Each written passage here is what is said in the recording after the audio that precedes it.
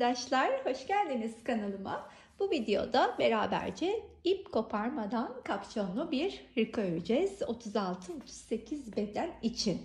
İp koparmadan diyorum ama tabii ki ipimizi keseceğiz. Lakin 66 tane motifi 6 kere keserek örmek de bence oldukça kolay olsa gerek diye düşünüyorum. Çünkü her motifi tek tek keserek birleştirmektense biz bunun için arkayı bir parça, önler 2 parça, kollar 2 parça, kapşon parçası olmak üzere 6 parçayı 6 kere keserek birbirine birleştireceğiz ve hırkamızı oluşturacağız.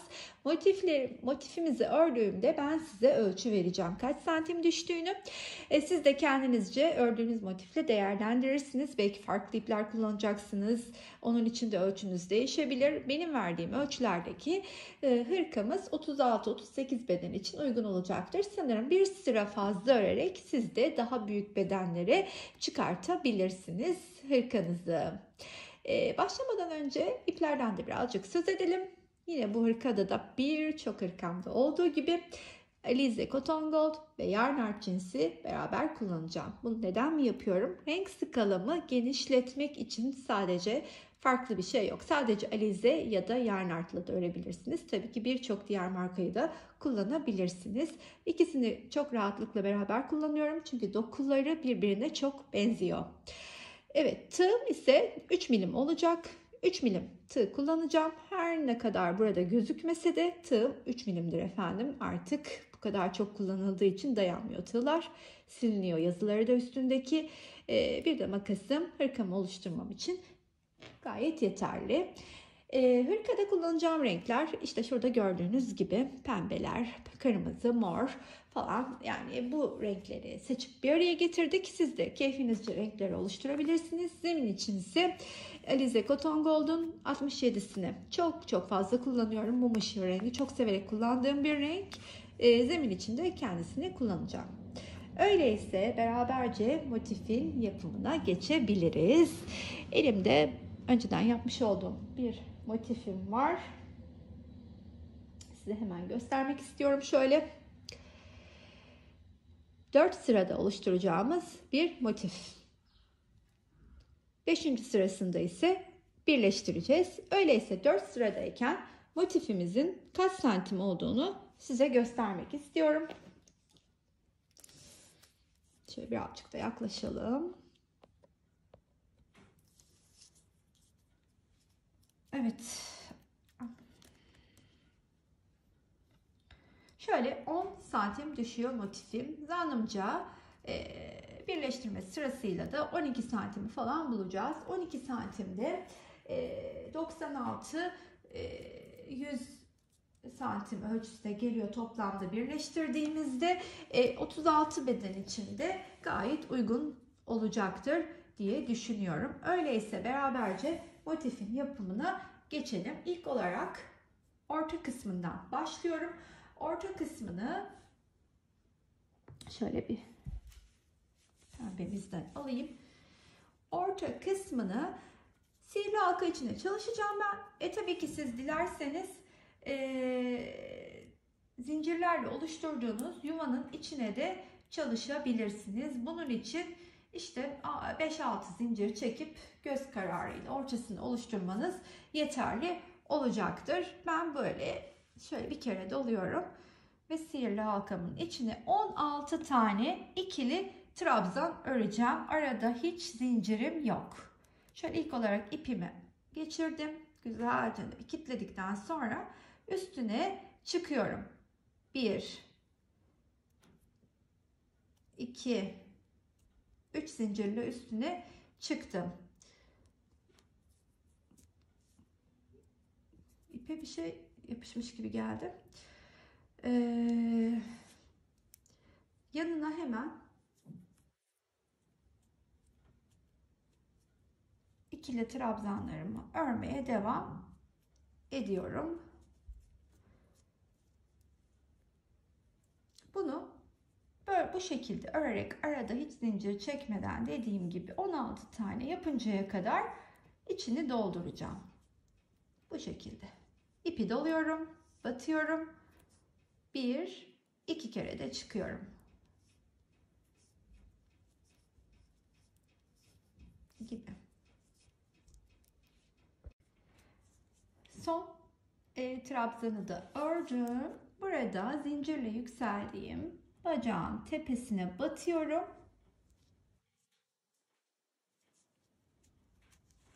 Ve keseceğim. Şimdi ikinci sıramızı öreceğiz. Şu ortasını biraz sıkıştırıyorum. Şu şekilde ördük. Evet, ikinci sırada ise burada her bir trabzanın arasına batacağım. 2 adet ikili trabzan öreceğim. Bu ikili trabzanların arasında yine herhangi bir zincir olmayacak. Şöyle hemen battım.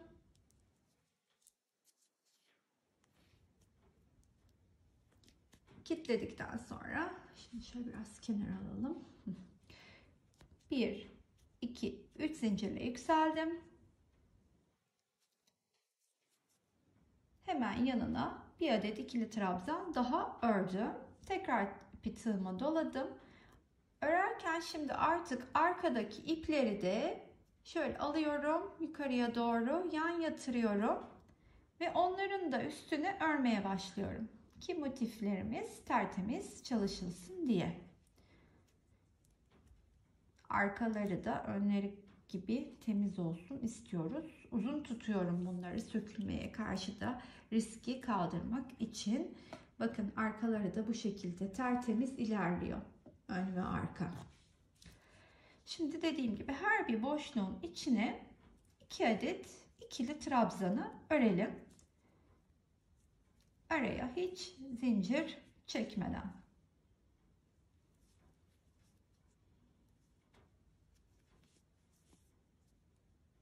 Bu şekilde bu sırayı tamamlayacağız.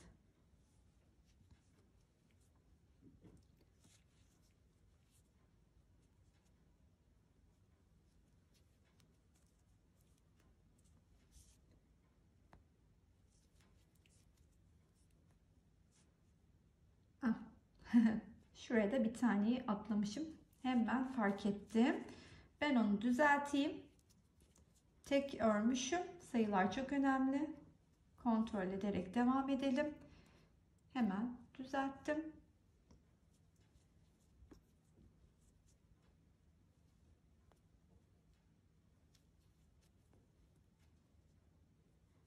Evet, aynı bu mantıkla devam ediyorum. Son boşluğun içini doldurduktan sonra burada gene zincirle yükseldiğim bacağın tepesine batıyorum ve bu sıramızı da bu şekilde tamamlamış oldum. Bu sırada şu ipimi aralardan, şu ilmeklerin, arkadaki ilmeklerin arasından şöyle tığımı bir önden bir geriden batırarak ipi kaybedeceğim. Size de bunu öneririm. Çok güzelce ilmeklerin arasında kayboluyor. Gizlemek de mümkün oluyor. Şimdi yeni rengimde sıra. Artık 3. sırasını öreceğiz motifin. Bu sefer ikili trabzanların arasına batacağız. Burada yapacağımız işlem bir saniye, hemen daha rahat gösterebileceğim bir renk seçiyorum. Bu sırada bademlerim üçlü gruplar halinde ikili trabzanlarla oluşuyor. Arada 3 zincirimiz olacak. Öyleyse şöyle bir araya batıyorum. Yeni de renk, şunu kaldırıp yeni rengimi alayım. Yeni rengimi de aldım ve üçlü gruplar halinde hazırlayalım bademleri. İlk olarak sıkıştırıp şöyle bir 1 2 3 zincirle yukarı çıktık. Hemen yanına 2 adet ikili trabzan örüyorum ama tığımda toplamaya başladım bile. Burası ilk sıra zincirle yükseldiğimiz için ilk sırada tığımda sadece 3 tane ilmek oluyor. Bu üçünü beraber topluyorum. 1, 2, 3 zincirimi de çektikten sonra diğer boşluğun içine batıyorum. 1, 2 ve 3. Hepsini beraber tekrardan çıktım. İşte bu şekilde de bütün sırayı tamamlayacağım. Tekrardan beraber örelim. Battık. Bir kere dolayıp battık ve bir kere de bir kere de çıktık. Battık. Bir kere de çıktık. Ve tığdaki 4 ilmeği beraber topladık. Sadece ilk grupta 3 ilmek, diğerlerinde tığda 4 ilmek olacak. Evet, bu mantıkla bu sırayı da tamamlayalım.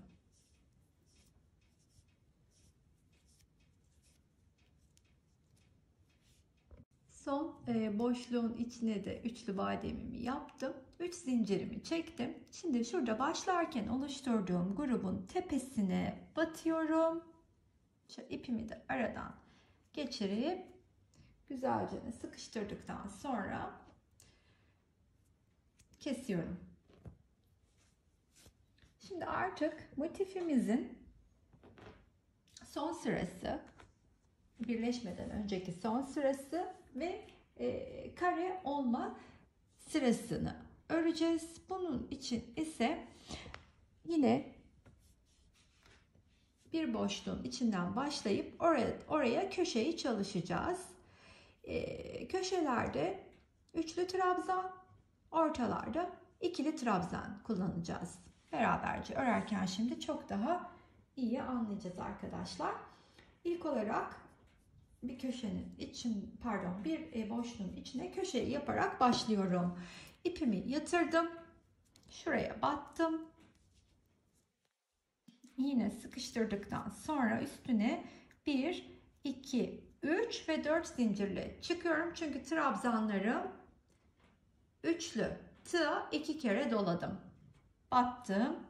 Şimdi 1, 2 ve 3 de çıkıyorum. Bir daha doladım. 2 kere battım. 1, 2 ve 3 de çıkıyorum. Arada 2 tane zincirim var. Gene 2 kere doladım ama bu sefer şu arkadaki bağlarken bıraktığımız ipi tığımın üstüne onu da alıyorum. Onu da öreceğim. İpi gizlemek adına. Bu şekilde örüyorum. Tekrardan 2 kere doladım. Artık bunu kısaldığı için aralarda gizleyebilirim.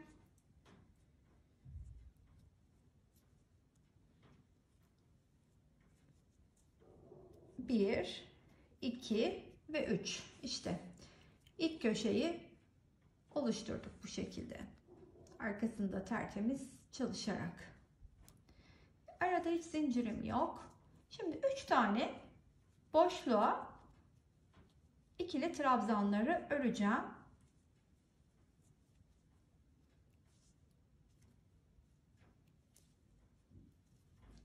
Bir, iki. 1, 2 ikili trabzanlarla dolduruyoruz. Son boşluktayım köşeden önce. 3 kere bu işlemi tekrarlıyorum. Kare yaparken. Burada da görebilirsiniz. 1, 2, 3 buradayız. Şimdi tekrardan köşeye geldik. Yine 2 kere doladık ipimizi. 1, 2, 3. Tekrardan 2 kere doladık. Aynı boşluğa battık. 1, 2 ve 3. 2 kere dola. 1, 2, 3. 3 kere de çık. Arada 2 zincir. Tekrar 2 kere dola. Köşenin ikinci grubunu örüyoruz aynı boşluğa. İkinci köşeyi de tamamladıktan sonra tekrardan 3 tane boşluğa ikili trabzanlarımızı öreceğiz. İşte bu mantıkla da hem motifimizi birleştirmeden önceki son sırayı örmüş olacağız, hem de yuvarlak motifleri artık kare formuna getirmiş olduk bu sırayı tamamladığımızda.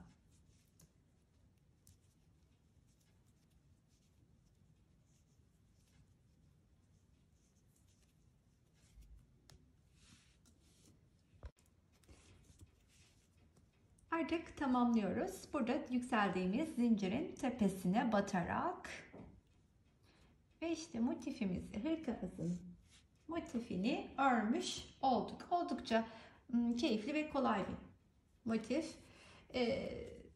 Bunlardan 66 adet biriktireceğiz. Daha sonrasında ise bu 66 adeti artık ip koparmadan birleştirmeye başlayacağız.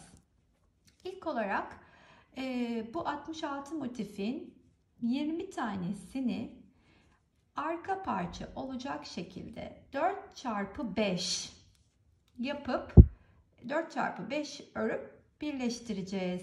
Şimdi burada size aslında bu ip koparmadan motifleri birleştirmeyi beraber yapmaya başlayacağız ama benim bununla ilgili çok detaylı bir videom var. Hani bu ilk kez burada görecek arkadaşlarım için özellikle öneriyorum. Bu videonun altına o videonun linkini bırakacağım. Oradan izleyerek bu tekniği kavrayabilirsiniz çok rahat. Ben de hani onunla başlayacağım örmeye ama hani böyle çok ince detayına kadar gösterip videoyu uzatmak istemiyorum. Dediğim gibi oradan izleyebilirsiniz. İlk olarak yapacağımız işlem şöyle ki bu motiflerimizin sayısını 66 adete ulaştırmak, ki ben bu 66 adet motifimi ördüm. Yani birleşme aşamasına geçebiliriz. Onları size göstermem gerekirse 66 motifimin hepsi de buradalar. Renkler halinde şu şekilde içindeki kullandığım renkleri örerek ayırdım. Şöyle gruplar halinde ayırdım. Bunları beraberce şimdi birleştireceğiz. Şunu da koyduk mu? İşte bu kadar hepsi. Evet, şöyle bir kadrajımızı sığdırayım. 66 adet motifimi ve bunları birleştirmeye beraberce başlayalım. Birleştirme rengimi söylediğim gibi 67 Cotton Gold'u kullanıyorum. Öyleyse ilk motifimizi alalım ve örmeye başlayalım. Bunun için yapacağımız işlem, motifin bir köşesine batacağız ki şunları birazcık kadrajdan çıkartalım. Gördük nasılsa. Şöyle hemen batıyorum. Şöyle bir ipimi de kilitledikten sonra 1, 2, 3 zincirle yükseldim. Şimdi hemen yanına 2 adet ikili trabzanı örelim. Ve aradaki 2 zincirim, buraya 2 zinciri çekmeyelim. Evet, buraya 2 zinciri çekmeden devam edelim. Devamında burada çünkü birleştireceğiz ama bunun için de şunu örerken gizlemem gerekiyordu aslında. Size onu da tekrardan bir göstermek istiyorum nasıl yaptığımı. Şimdi buraya battım. Normalde bu köşeye 2 tane çalışıyoruz ya, ip koparmadan birleştireceğim için ben 2 de çalışsak olurdu aslında, hiç fark etmez ama benim el alışkanlığım hep tekten yana başlarken 1, 2, 3 zincirle yükseldim. Hemen şimdi bunu tığıma doladım. Şu arkadaki ipi de, bakın bunu size ısrarla tavsiye ediyorum. Şu arkadaki ipi de tığımın üstüne alıyorum. Aldım. Onu da örüyorum beraber. Tekrardan doladım. O arkadaki ipten bir parça daha kaldı. Onu da alıyorum. Onu da alıyorum. İşte bakın arkada ne ip kaldı ne bir şey kaldı. Gördünüz mü? Tertemiz. Bu şekilde örün bence. Şimdi artık boşlukların içine ikili trabzanlarımızı örüyoruz. Burada bilmediğimiz çok da bir şey, yani tabii ki örgüyü bilen arkadaşlarım için konuşuyorum. Zaten burada artık kapşonlu hırka yapımı videosunu izleyen arkadaşım mutlaka bir takım teknikleri biliyordur. En azından motif örmüştür. Onları birleştirip belki bir battaniye yapmıştır. Hani ondan sonra hırka aşamasına geçmiştir diye düşünüyorum ve bazı şeyleri biraz daha hızlı geçmem de o yüzden, birçoğunuzun bildiği şeyler olduğunu düşündüğüm için. Şimdi evet, ip de buradan birazcık düğümlü geldi. Hay Allah. Bazen böyle çıkıyor. Son zamanlarda çok olmaya başladı alizelerde. Bilmiyorum size de denk geliyor mu? Alize Cotton Gold'larda içinde düğümlü hali. Şimdi köşedeyim.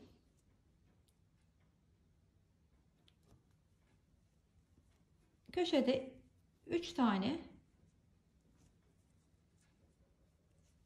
ikili trabzanı ördüm. 2 de zincirimi çektim. Tekrardan köşenin içine ikili trabzanlarımı örüyorum. Ve işte bu sıranın sonuna kadar da, şu size köşeyi göstermek için buraya kadar ördüm. Bu sıranın sonuna kadar da aynen devam edeceğim. Boşlukların içine ikili trabzanlar. İlk başlarken ip koparmadan birleştirmeye bu şekli verdik. Köşeye de geldim. Köşenin içine de bir tane ördüm. Üçlü grubumu ikili trabzanlarla. Şimdi bir zincirimi çekiyorum. Ve hemen diğer motifimi alıyorum. Yanına eklemek için. Bunun için de şimdi tığıma ipimi doladım. Şu her iki motifin de yüzü bana bakıyor. Şu şekilde yüzü bana bakıyor. Yandaki motifin köşesine batıyorum. Ve o köşenin içine 3 adet ikili trabzanı örüyorum. Sonrasında ise bir zincir çektim. Ve artık bunların sırtları birbirine bakıyor. Ve ben bu sırtları birbirine bakarken eklemeye devam ediyorum. Şimdi bu eklemelerde de benim diğer videomu izleyecek olursanız, ip koparmadan birleşmeyi, orada şurada birleştirme yerlerinde bir zincir çekmiyor olduğumu göreceksiniz. O şekilde de birleştirebilirsiniz. Elinizden nasıl düştüğü çok önemli. Ben son zamanlarda arada bir zincir çekerek birleştirmeyi tercih ediyorum. Şimdi burada onu görünce şaşırmayın. Orada o yok, burada o var. Siz ikisini de kullanabilirsiniz. Dediğim gibi burada aslında en önemlisi elinizden nasıl düştüğü. Bir zinciri çektim ve şimdi burada önemli. Tığ bu şekilde de batıp alabilirsiniz. Bu şekilde de batıp içinden geçirebilirsiniz. Ya da benim elimin en çok alışık olduğu, en sık kullandığım gibi şu tığı arkadan dolandırıyorum. İçinden geçirip bir kere örüp bırakıyorum. Bu benim son zamanlarda en sık kullandığım teknik. Şimdi 3 taneyi ördüm. Bir tane zincirimi çektim. İşte bu zincirden bahsediyorum. Diğer videoda bunu görmeyeceksiniz ama dediğim gibi o da mümkün. Arkadan tığımı batırdım. İpi geçirip kilitledim. İşte bu şekilde bu kenarı birleştireceğim. Karşısındaki denk gelen boşluğa. Buradaki boşluğa 3 adet ikili trabzanımı örüyorum. Bir zincirimi çekiyorum. Hemen arkada denk gelen boşluğun içine batıp birleşiyorum. Şimdi köşeye kadar işlemimiz aynı. Burada köşeye kadar geldim. Şöyle birleşerek köşenin içine de 3 tane ikili trabzan ördüm. Şimdi bir zincirimi çekip şu köşenin içine de batıyorum. Ve burada bir zincir daha çekip boşluğun içine, yani köşenin ikinci üçlüsünü de örüyorum. Ve sonrasında ise yapacağım işlem şöyle: boşlukların içine gene aynen ikili trabzanları dolduracağım. Bunları nereye kadar öreceğimi şimdi size göstereyim. Bunları böyle geleceğim buraya kadar ve yeni motifimi alacağım buraya eklemek için. Bu mantıkla da işte 4 çarpı 5 20 parçayı birleştirecektik ki siz dilediğiniz kadar parçayı birleştirebilirsiniz. Bizim şimdi arka için ihtiyacımız olan bu motiflerden 20 taneyi 4 çarpı 5 şeklinde birleştirmek olacak. Şimdi bunu da geleyim. İşte ikincisini de birleştirdim. Buraya kadar geldim. Şimdi burada bir zincirimi de çektim. Ne yapıyorum? Sırada yeni öreceğim motifimi alıyorum. Onu da aynı şekilde ne yapıyorduk? İkisinin yüzü bize bakarak başlıyordum onun içine örmeye. Sonra arkasını birbirlerinin sırtlarını vererek birleştirmeye üst kenarı devam ediyordum. Burada bir zinciri çektim tekrardan. İşte bu şekilde ilk 5 motifi birleştirelim. 4 sütun halinde olacak ya 5 tane motif. Bu ilk beşliği aynı bunun gibi birleştireyim. Daha sonrasında aşağı doğru nasıl inip yandaki motifleri de nasıl birleştireceğimizi size göstereyim. Üstten şöyle. Sonrasında bu arkayı tamamlayalım. 5 tane motifi bu şekilde yukarıya kadar birleştirdim. Şimdi 4 çarpı 5 demiştim ya, aynı bu sütundan 3 tane daha yanına ekleyeceğim. 20 motife tamamlayacağım. Şimdi buraya geldiğimde yapacağım işlem ise arkadaşlar böyle dümdüz burayı aşağı kadar örmek olacak. Bu köşede kaldığım için aradaki 2 zinciri çekiyorum. Hemen köşenin içine dolduracağım.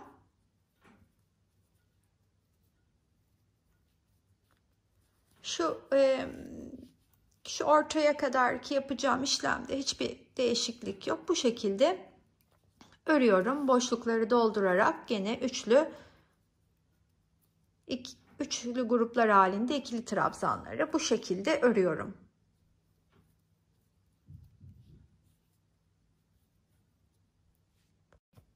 Şu orta yere kadar geldim. Buraya aynen bu şekilde örerek geldim.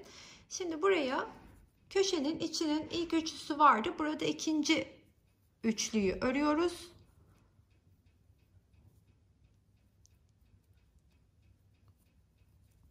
Ve 2 zincir çekip şu ikisinin kesiştiği noktaya batıp aradan geçirerek ipimizi kilitliyoruz. Tekrardan bir zinciri çekip şu boşluğun içine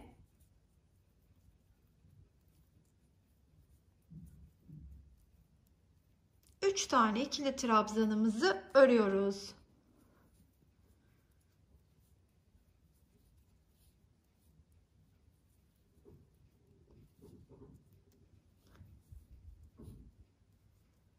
Ve buradan sonrası artık hep aynı bildiğimiz işlem. Burada yaptığımı buralarda yapacağız. Aşağı kadar dümdüz öreceğiz. Aynı size gösterdiğim gibi aşağıya kadar ördüm. Şimdi hemen yanına motifimi ekleyeceğim. Sonra buradaki motifi de size eklemeyi hemencik göstereceğim. Sonrasında bu parçayı 20 adete tamamlayacağım. Diğer parçaları da oluşturacağım. Hep beraber o parçalardan, yani sadece ipimizi bu motif birleştirirken ipimizi 6 kere keserek kapşonlu hırkayı nasıl yapacağımızı beraberce göreceğiz. Şimdi hemen bunu alıyorum. Yanına birleştireceğim. Biliyorsunuz ilk aldığımız hep motiflerin ikisinin yüzü de bize bakıyor. Bu kısmını biliyorsunuz aslında. Şimdi bu kenarı karşılıklı şöyle karşılıklı ortaya kadar, köşede kesiştikleri yere kadar aynı gösterdiğim teknikle birleştiriyoruz.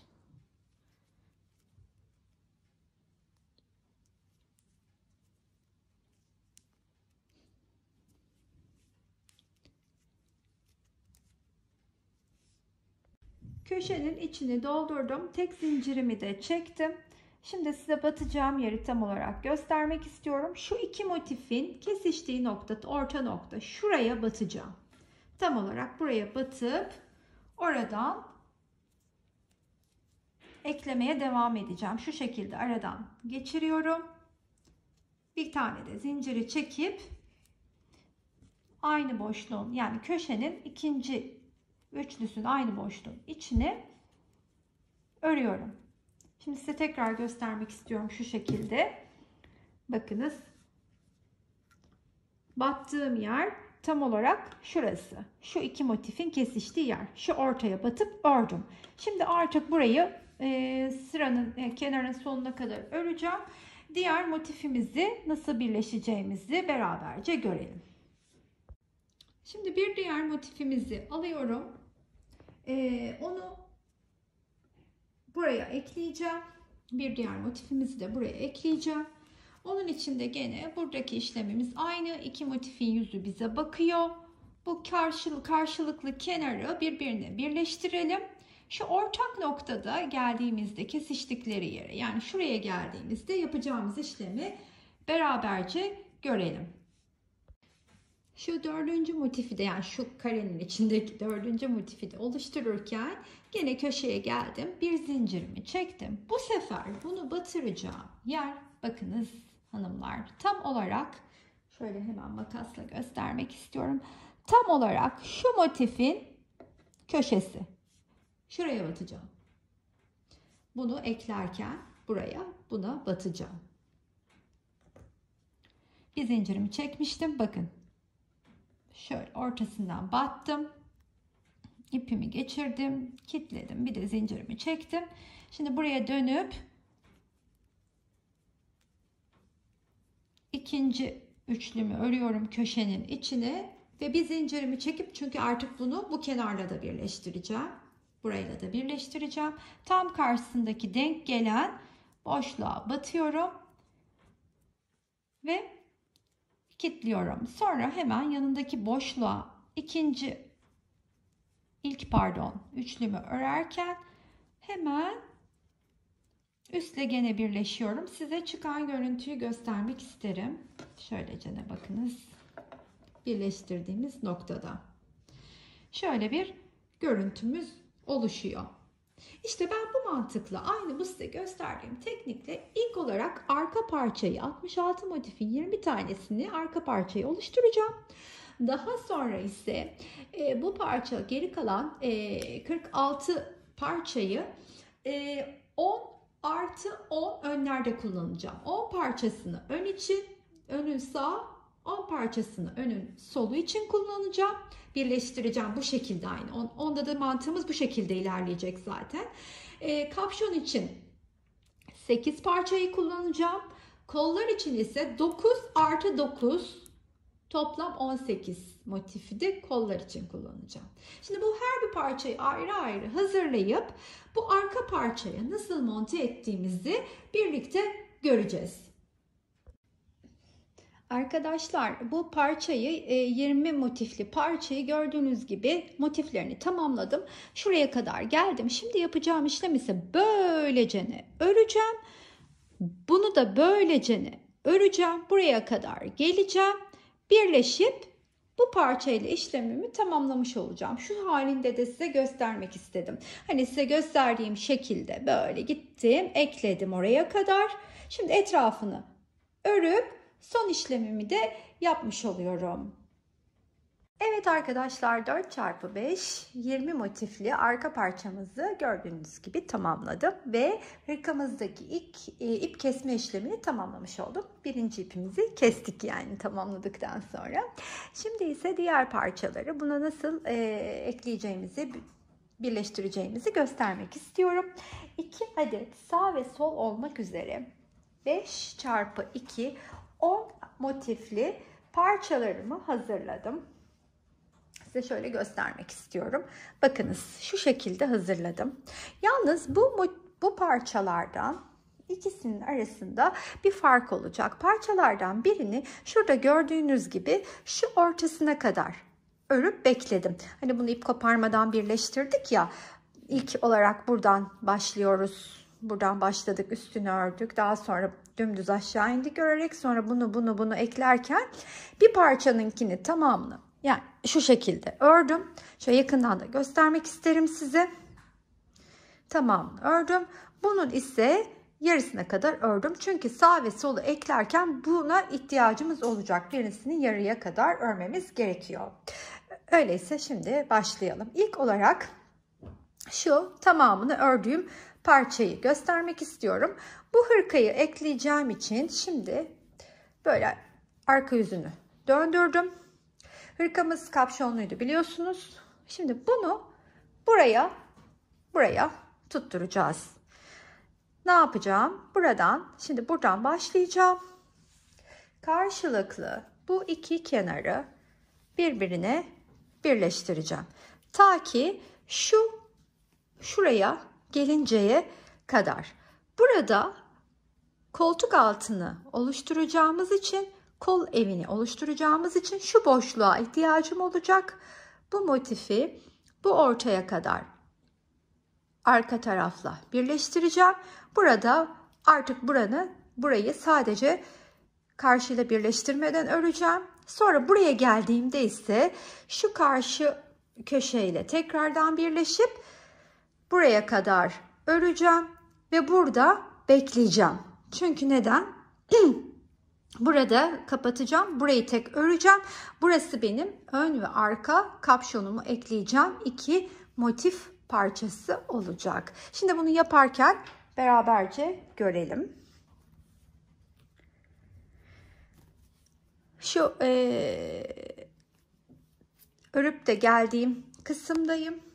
Şöyle göstermem gerekirse. Burada bir zincirimi çektim. Şunu da şöyle alayım iç kısma.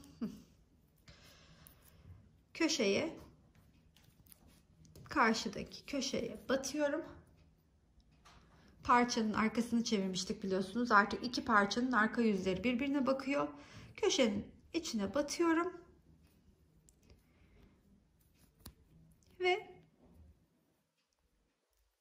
buraya yanındaki boşluğa, çok özür dilerim, bu köşenin içindeki ikinci üçlüyü de dolduralım.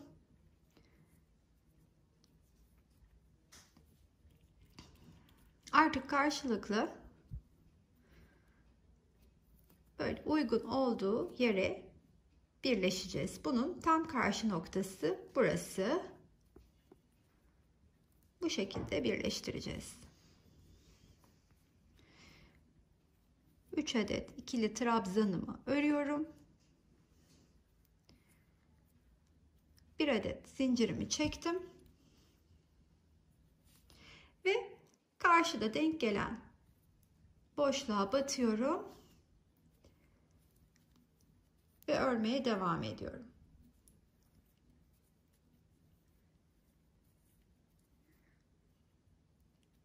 Şu köşeye kadar size göstereyim. Sonra da kol altındaki kol evine kadar gelip orada yapacağımız işlemleri de göstermek istiyorum. Karşılıklı birleşmeye devam ediyoruz.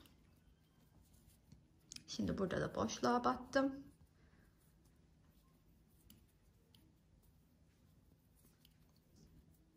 Zincirimi çektim. Hemen denk gelen yuvaya batıyorum.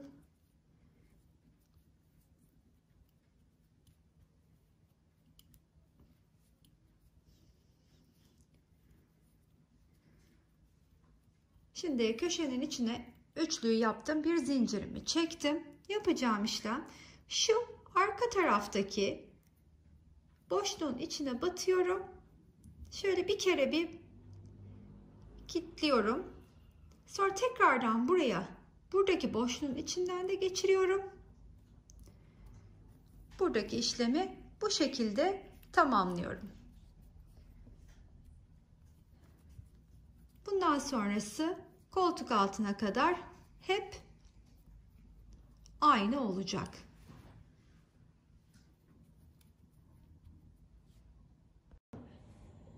Şu yandan 3 motifi karşılıklı birleştirdim. Dördüncünün de tam ortasına kadar geldim. Bakın. Şurada şu iki boşluğu da içini doldurup bunu da karşı tarafla birleştirdikten sonra artık kol evimizi oluşturacağımız için karşı tarafa birleşmeden şu köşeye kadar dümdüz örüyorum.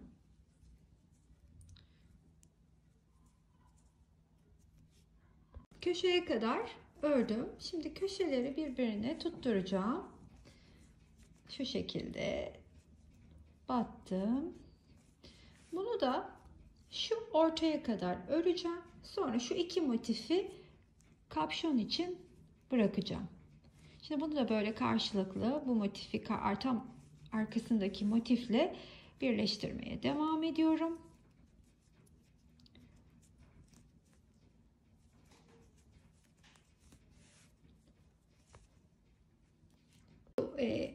Karşılıklı iki motifi birleştirirken ortadaki şu köşedeki işlemi tekrardan size göstermek istedim. Köşenin içini doldurdum. Bir zincirimi çektim. Karşısındaki şu iki motifin kesiştiği yerden batıyorum. Şöyle bir kere örüp tekrar buradaki boşluktan da alıyorum ipimi. Tekrardan batıyorum ve artık bu kenarı arka tarafla birleşmeden sonuna kadar örüyorum.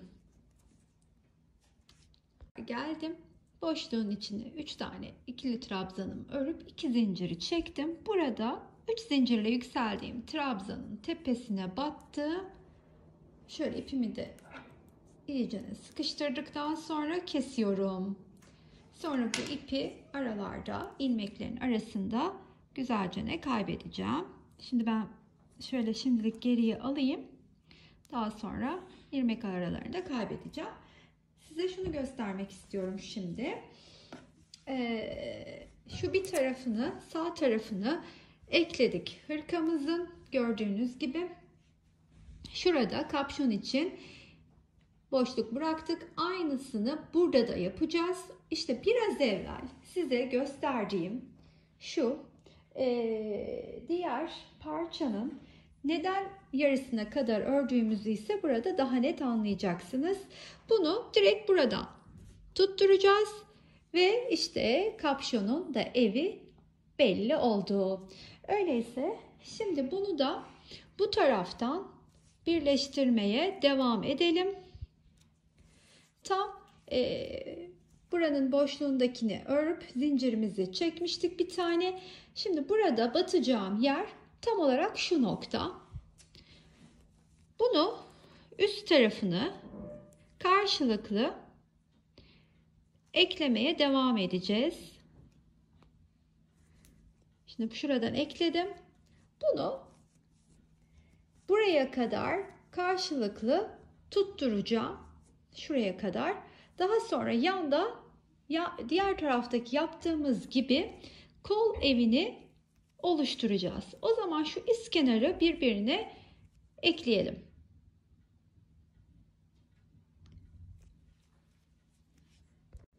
Üst kenarı birleştirdim. Şimdi kol evimizi oluşturacağımız kısımda olduğumuzdan burayı karşıyla birleştirmeden tam olarak buraya kadar örüp tam ortasına kadar, yani karşı taraftaki gibi öreceğiz. Ondan sonra karşıyla da birleşmeye başlayacağız. Hangi noktaya kadar ördüğümü tamamlayınca size göstereceğim. İşte tam olarak kol evini bu şekilde oluşturdum. Buradaki motife gelince de 2 tane şu köşeyi oluşturduktan sonra 2 boşluğu dolduruyorum. Daha sonra tam karşısında denk gelen noktadan birleştirmeye başlıyorum.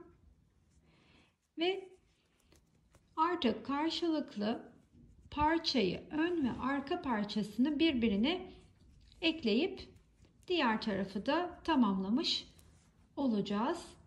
Öyleyse şimdi bunları birbirine aynen bu şekilde gösterdiğim gibi ekleyelim karşılıklı.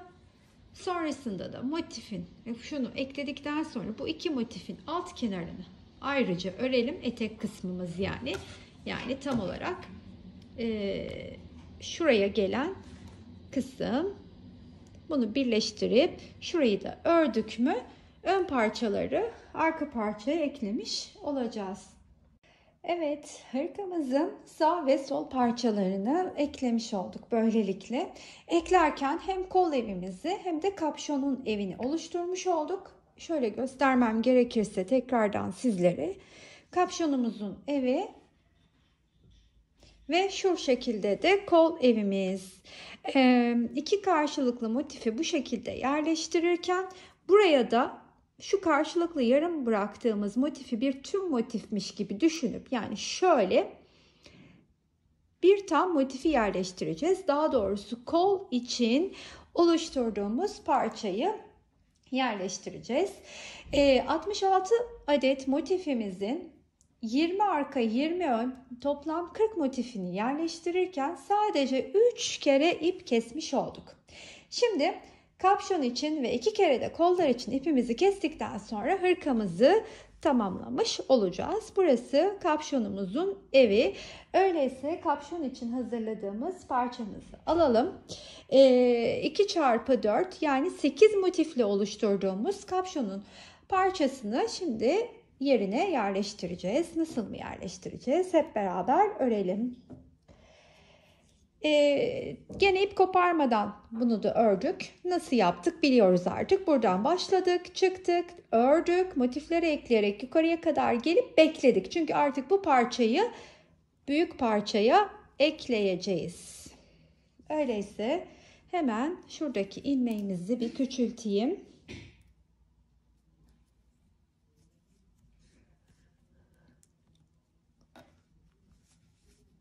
Şuraya küçültüyorum.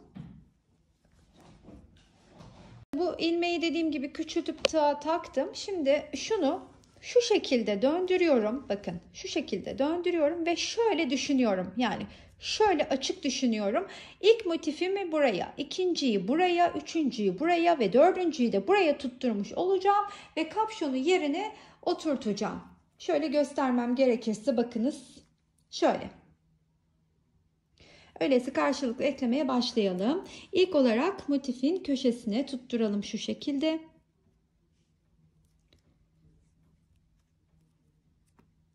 Bir de zincirimizi çekelim. Hemen köşenin içine batıp 3 adet ikili trabzanı örüyorum. Aslında bundan sonrası şimdiye kadar hep yaptığımız aynı teknik, karşıyla birleşerek örmeye devam ediyoruz sonuna kadar. Tam denk gelen boşluğa bir zinciri çekiyorum. Denk gelen boşluğa batıp örüyorum. Bunu sonuna kadar buraya birleştirelim. Burayı birleştirelim.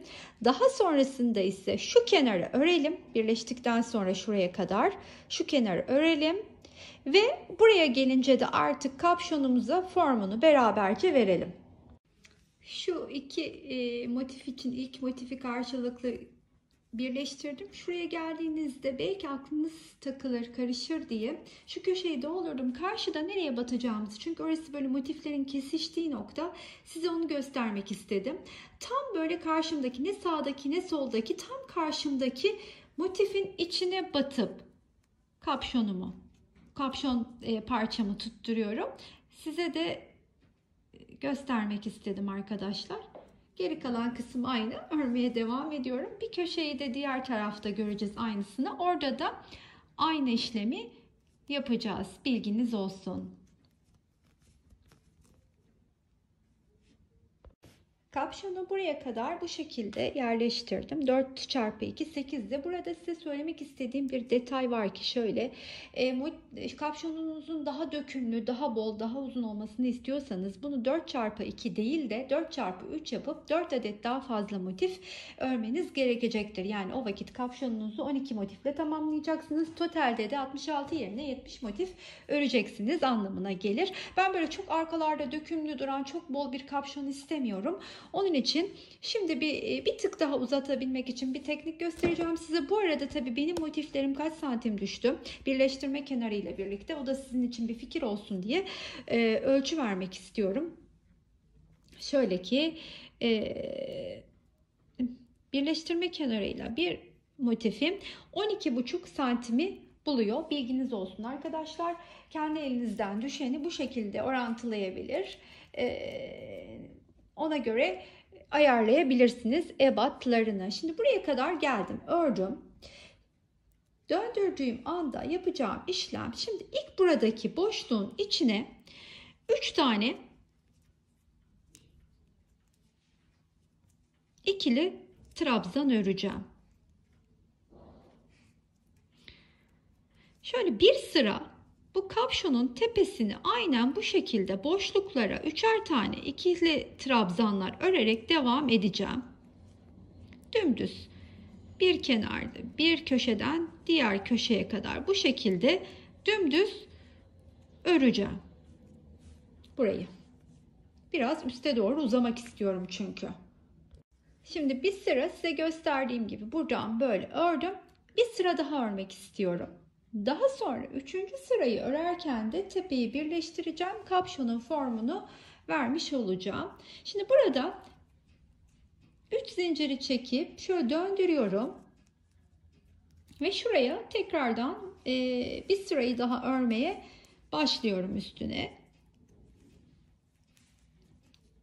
Diğerinden hiçbir farkı yok. Burada gördüğünüz gibi 3 zincirle yükseldim. Sonra örmeye devam ettim. Şimdi aynen bir sıra daha örerek geçeceğim. Şu sonuna kadar geldim. Sonunda yapacağımız işlemi de göstermek istiyorum. İpimi doladım. Trabzan 3 zincirle yükseldiğimiz bacağın tepesine batıp hemen bir ikili trabzanımı örüyorum. Tekrardan 1 2 3 zincir çekip yükselerek döndürüyorum ve buradaki boşluğun içine 2 adet ikili trabzan daha örüyorum.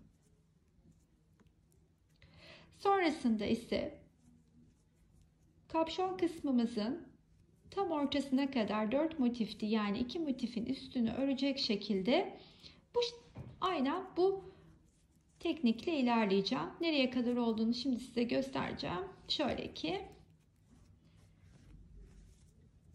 şuraya kadar gelelim, örelim. Sonra artık diğer tarafla birleşerek kapşonumuzun formunu vererek ilerleyeceğiz. Tam olarak o noktaya geldiğimizde nasıl ilerleyeceğimizi size göstereceğim. Evet, dediğim gibi tam ortasına kadar ördüm. Şimdi artık diğer yarıyı örerken de bu şekilde kapşonun formunu vermeye başlayacağız. Şu ördüğüm noktayı bir isterseniz bir bakın. Şöylece göstereyim, tekrar netleşsin nereye kadar ördüğüm. Şurası. Şimdi burayı örüyorum ve orayı örerken bakınız nasıl yapıyorum. Şimdi 3 taneyi içine doldurayım.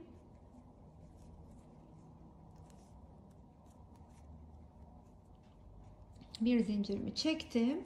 Şimdi bunu bu 2 tane şu gördüğünüz 2 tane kutucuğu birbirine ekliyorum karşılıklı. Bakın şöyle kapşonun üst kısmını örmeye başlamış olacağım. Bunu örerken karşıda denk gelen boşluğa da birleştiriyor olacağım. Bir zincir, hemen karşısındaki denk gelen, bunu böyle sonuna kadar birleştirerek devam edelim ve kapşonun tepesini oluşturmuş olalım. Karşılıklı ekleyerek sıranın sonuna kadar geldim. O sıranın sonundaki yapacağım işlemi de beraberce görelim istedim. Buradaki boşluğun son üçlüsünü doldururken bitirdim. Şurada bir zincirimi çekip hemen buradaki üçlü zincirin 3 zincir çekerek yükselmiştik. Onun tepesine battım. Aradan geçirdim. Şöyle bir sıkıştırdım. İpimi kesmiyorum bakın. Hala ipimi koparmadım. Hırkamın etrafını da bu şekilde devam edeceğim. İpi kesmeden. Bakın kapşonun tepesini de bu şekilde tamamlamış oldum. Dediğim gibi siz bir motifle de arttırabilirsiniz. Ben şu görüntüyü sevdiğim için, hoşuma gittiği için tercih ediyorum. Siz tabii ki 8 yerine 12 adet motifle de kapşon ebatını büyütebilirsiniz. Şimdi artık burada iki kenarı da birleştirdik ve buradan itibaren hırkanın etrafını örmeye geçeceğiz. Bunun için Trabzanlarla geçebilirsiniz. Her ilmeğin üstüne bir trabzan batarak ilerleyebiliriz ki ben şimdi öyle yapmayı düşünüyorum. Ya da her bir boşluğa böyle üçlü gruplar halinde örerek de ilerleyebilirsiniz. Sık iğne de örebilirsiniz. Hırkanızı genişletmek istiyorsanız eğer bu trabzanlı veya diğer teknikte yaptığınız patı istediğiniz genişlikte örebilirsiniz. Ben şimdi 36 beden bir hırka hazırladığım için bir sıra bana gayet yeterli olacak. Bu motifleri bir sıra büyüterek dediğim gibi ilk başta da söylemiştim. İstediğiniz ebatlara getirebilirsiniz hırkanızı. Şurada takılmış bir şeyi hemen onu aldım. Evet. Şimdi hemen bulunduğum yerden şöyle bir 3 zincirle yükseldim. Hemen yanı başına bir ikili trabzan daha örüyorum. Bütün hırkamın etrafını bu şekilde geçeceğim. Şuradaki yerlere 2 trabzan öreceğim. Boşlukları buraya da 2, buraya da 2 ve bundan sonra artık her ilmeğin tepesine bir adet ve tam tur hırkamın etrafını bu şekilde dolaşacağım.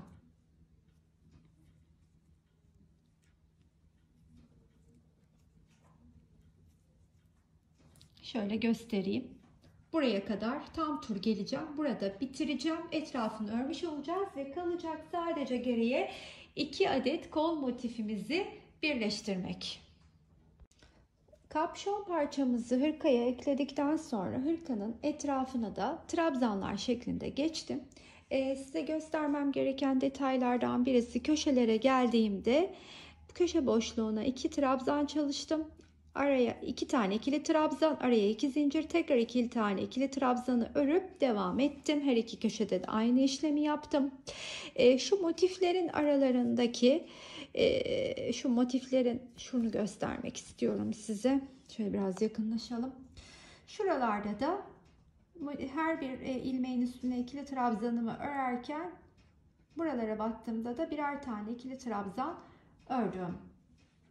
Ve sonunda kolları ekleme kısmına geldik. Yani ben bu aşamaya kadar bir arkası, 2 önler, 3, bir de kavşon, 4 kere ipimi kesmiş oldum. Şimdi artık kollarımızı yapacağız. Kolları da şöyle ip koparmadan ekleme tekniğiyle birleştirdim. Şu aşamaya kadar ördüm. Bakınız şöylecene ördüm. İki tarafı henüz geçilmedi. İki tarafı böyle açık olarak bizi bekleyecek. Çünkü bunu kol evine yerleştireceğiz. Nasıl başlayacağımızı göstereyim hemen. Şimdi bunu buradan eklemeye şuradan başlayalım. Aynı motif birbirine denk gelmesin. Bunu arkasını döndürüyorum. Bir tarafı çalışırken ilk olarak arkadan başlıyorum. Bunu buraya eklerken bunu buradan başlayacağım. Bu iki motifi birbirine karşılıklı eklerken bu motifi de yarım olarak koltuk altına yerleştireceğim.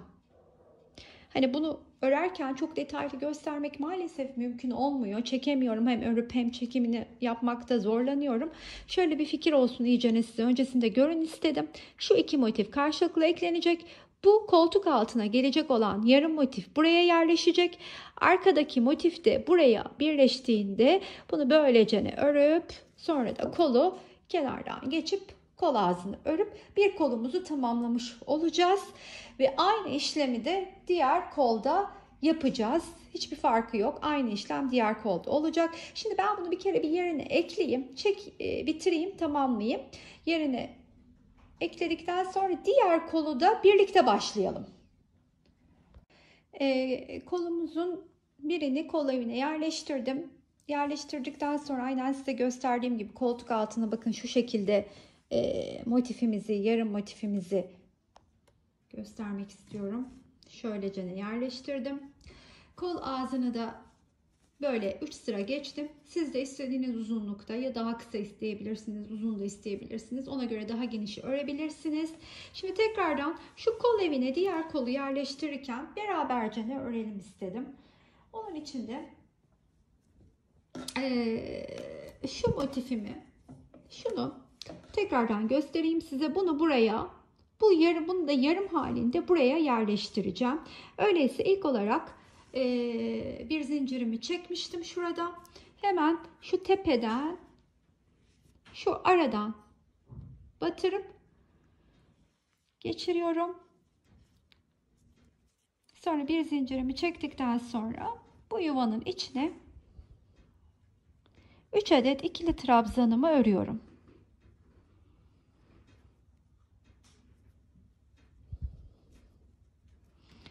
Sonra tekrardan bir adet zinciri çekip karşıyla birleşiyorum.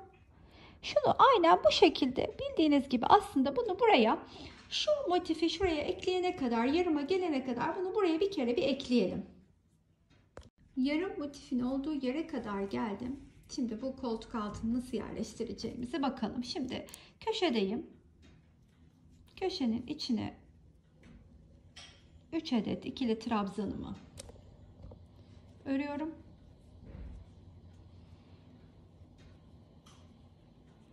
Bir zincir çektim.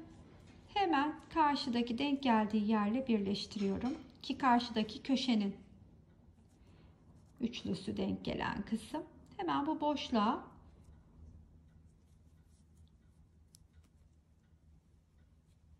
bir adet üçlü grubu gene örüyorum.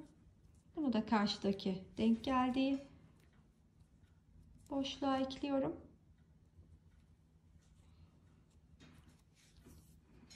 Şimdi şöyle döndüreyim. Şimdi buraya bir üçlü daha öreceğim.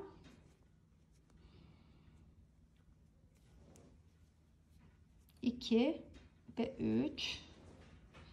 Zinciri çektim. Hemen buraya batıyorum. Şu tam kesiştiği orta noktaya batıyorum. Sonra buraya bir üçlü daha örüyorum.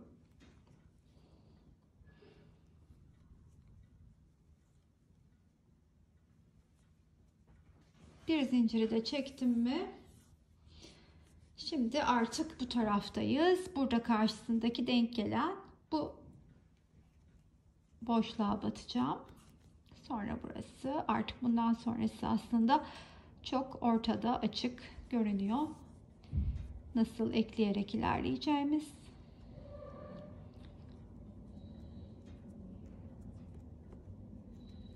Bir zincirimi çektim. Buraya batıyorum. Şimdi buraya köşenin içine ikinci üçlü grubumu öreceğim. Zincirimi çekiyorum. Hemen karşıda şurada köşenin kesiştiği yere batıyorum. Şimdi burada oraya battıktan sonra bir zincir çekeceğim. Ve tekrar buradaki noktaya batıp bu şekilde birleştireceğim. Sırada bu iki kol evinin son karşılıklı iki motifini eklemekte sıra. Şunu şöyle alayım. Bunu da karşılıklı birleştireceğim. İlk önce buranın üçlüsünü örelim.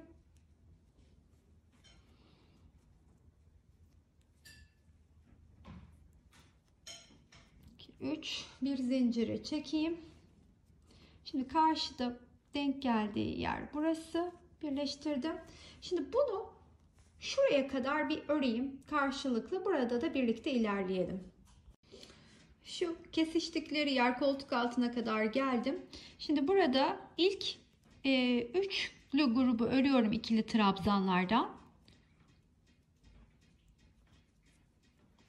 Sonra bir zincirimi çekip tam olarak şu karşıdaki motifin içinden batıp, yani sağdaki ve soldaki değil, tam böyle karşımdakinin içine batarak bir de zincir çekip kol evine artık motiflerimizi yerleştirdik bu işlemle. Şimdi yapacağımız işlem ise karşılıklı kolu birleştirip kol motiflerini, kol parçasını bu şekilde birleştirip kolumuzu oluşturmak. Bunun için de aynen bildiğimiz gibi bu parçayı bu alt kısmındakini örerken üst kısma birleşeceğiz. O zaman bunu bir birleştirip kol ağzına kadar birleştirelim ve kol ağzında buluşup oradaki o kısmı nasıl öreceğimize bir bakalım.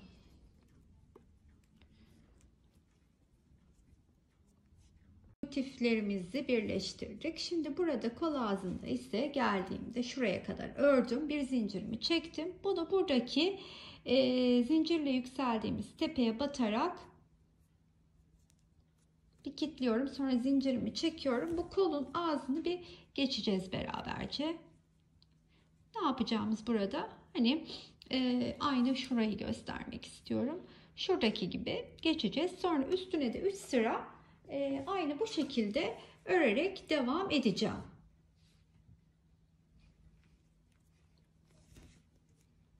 İlk sıramızı doldurarak geçelim böylece.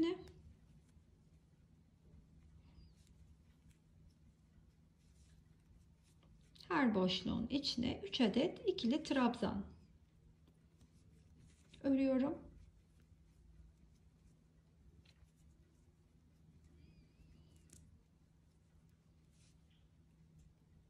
Şurayı da birlikte geçelim istedim. Onun için orayı da göstermeden geçmeyeyim dedim.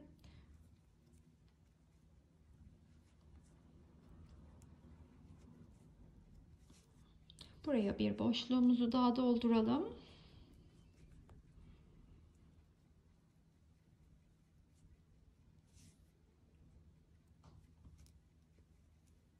Şimdi burada da aynen şuraya batıyorum. Kol ağzında da diğer taraflardaki işlemin aynısını yapıyoruz aslında. Yine de bir kere göstermek istedim size burada da. Burada 2 zincirimi çekiyorum. Şuraya batıp arkadan ipimi alıp 2 zincir daha çekip burayı örerek devam ediyorum. Aynen bu şekilde bu sırayla birlikte 4 kere, bu sırayı ördükten sonra ise 3 kere diyebilirim. Siz tabii ki 2 kere de yapabilirsiniz, bir de ya da daha da fazla yapabilirsiniz. Bu uzunluğu üstünüze giyip deneyerek istediğiniz ebatlarda kol ağzını örebilirsiniz. Şurada tekrardan göstereyim. Bu şekilde. En sevdiğim kısım finaldeyiz arkadaşlar. Hırkamızı tamamladık. 6 kere keserek sadece 66 motifli hırkamızı bitirmiş olduk. Motifin sayısı uzunluk için ne kadar artarsa artsın aslında hiçbir önemi yok. İpimizi yine 6 kere keseceğiz. Eğer hırkamız kapşonlu olmasaydı sadece 5 kere keserek de bu hırkamızı motiflerini birleştirmiş olacaktık. Umarım işinize yarayacak bir video olmuştur. Sevmişsinizdir. Siz de bu şekilde ürünlerinizi birleştirmeyi düşünürsünüz. Eğer hoşunuza gittiyse bir beğeninizi alırım efendim. Abone değilseniz hala lütfen abone olmayı unutmayın. İlginiz ve yorumlarınız için çok teşekkür ediyorum. Başka videolarda görüşmek üzere. Hoşça kalın arkadaşlar.